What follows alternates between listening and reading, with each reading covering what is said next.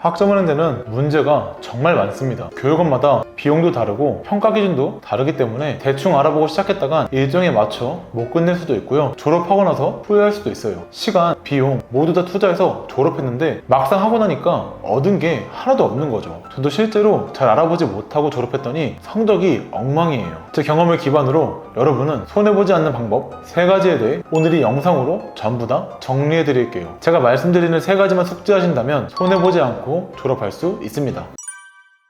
학점원제 교육원 정말 많죠. 국가평생교육진흥원 표준교육 과정에 들어가서 원격 강의를 눌러보시면 교육원 정말 많이 나옵니다. 근데 더 웃긴 건 이 교육원마다 평가 기준이 달라서 성적이 잘 나오는 교육원이 있고 성적이 잘 안 나오는 교육원이 있다는 거예요. 학점원제 성적은 상대평가로 진행되는데요. 출석, 참여도 점수, 중간고사, 기말고사, 과제, 토론 보편적으로 이 6가지를 신경 써서 해줘야 합니다. 하지만 이 6가지 중에서 출석, 참여도 점수를 제외한 나머지는 교육원마다 평가 기준이 달라서 교육원에 맞춰서 진행해야 하는데요. A교육원은 과제, 토론 주제가 어렵게 나와서 레포트월드나 구글에 서칭해도 정보가 잘 나오지 않고요. 과제를 5장 이상 제출하라고 요구하기도 합니다. 반면 B교육원은 주제가 쉬워서 검색만으로 많은 정보를 찾을 수 있고요. 2장만 제출하라고 요구하는데요. 당연히 B교육원이 성적받기 더 쉽겠죠. 이렇게 정해진 틀이 없다 보니 과제 작성에만 필요한 시간이 최소 3배에서 많게는 4배까지 차이 납니다. 성적을 잘 받기 위해서는 상위 20% 안에 들어야 하는데요.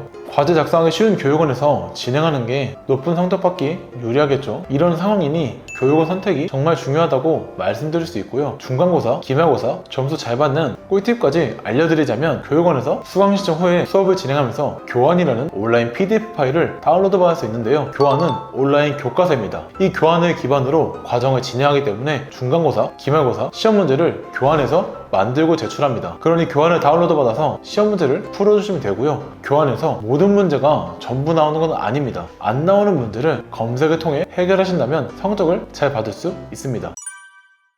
교육원마다 평가 기준이 다르다고 말씀드렸죠. 근데 또 비용도 다릅니다. 교육원마다 비용이 다른 이유는 크게 2가지로 볼 수 있는데요. 첫 번째는 전공 과목이고요. 두 번째는 플래너 유무입니다. 교육원마다 개설되어 있는 전공이 다 다르고 개설되어 있는 과목도 다 다른데요. 가장 수요가 많은 전공인 경영학, 사회복지, 아동학의 경우 상당히 많은 교육원에 개설되어 있기 때문에 합리적인 가격으로 원하는 과목을 들을 수 있습니다. 하지만 IT 계열, 체육, 미용 쪽은 개설되어 있는 교육원이 별로 없기 때문에 상대적으로 과목당 비용이 높은데요. 개설되어 있는 교육원이 별로 없다 보니 경쟁할 상대가 없어 높게 형성되어 있는 거죠. 게다가 같은 과목이라 하더라도 비용 차이가 발생하는 이유는 바로 플래너 때문입니다. 플래너 생소하신 분도 계실 테고 공부를 조금이라도 해보신 분들은 계획을 세우기 위한 노트라고 알고 계실 겁니다. 플래너는 학점원에 진행할 때 도움을 주는 인력이라고 보시면 됩니다. 바로 이 플래너가 교육원에 있냐 없냐에 따라 비용이 달라지는데요. 보통은 1.5배 차이 납니다.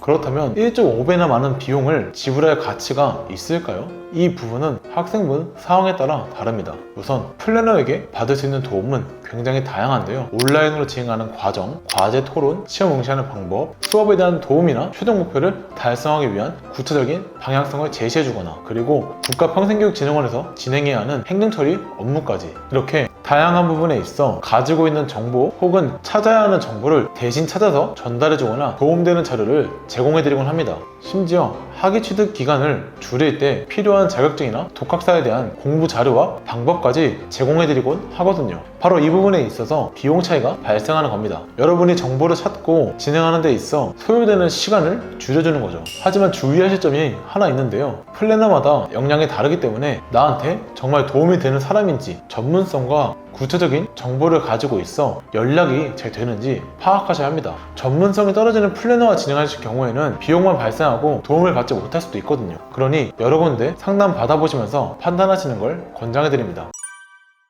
이게 제 졸업장입니다. 저는 이제 법적으로 대학교 졸업과 동등한 학력을 갖춘 상황이죠. 하지만 경력이 없으니 이 졸업장 가지고 어디에도 취직하기 어렵고요. 게다가 주변에서 물어보면 학점하는데 졸업했다 말하기도 애매해요. 학점은행제 제도 자체를 모르기 때문에 학점은행제에 대한 설명까지 덤으로 해야 합니다. 말하기가 꺼려지더라고요. 목적 없이 학위만 취득했더니 어디에 활용해야 하는지도 모르겠다는 거예요. 그러니 여러분께선 학점은행제를 시작하기 전에 구체적인 목표를 설정해야 합니다. 예를 들자면 연봉 협상이나 이직을 위해 국가기술 자격증인 산업기사, 기사 자격증, 응시 자격을 갖추려고 학점은행제를 시작한다든지, 원하는 대학교에 편입 혹은 석박사 학위를 위해 대학원을 진학한다든지, 국가 자격증인 사회복지사, 보육교사 자격증을 취득하고 원하는 분야의 취업이 목적으로 학점은행제 졸업장은 내 목적을 달성하기 위한 도구라고 생각하시면 됩니다. 졸업장 자체로는 효력이 없지만 다른 부분과 엮는다면 높은 효력을 발휘할 수 있다는 거죠. 그러니 여러분께선 진행하기 전에 구체적인 목표를 설정하신 다음 진행하시는 걸 권장해드립니다.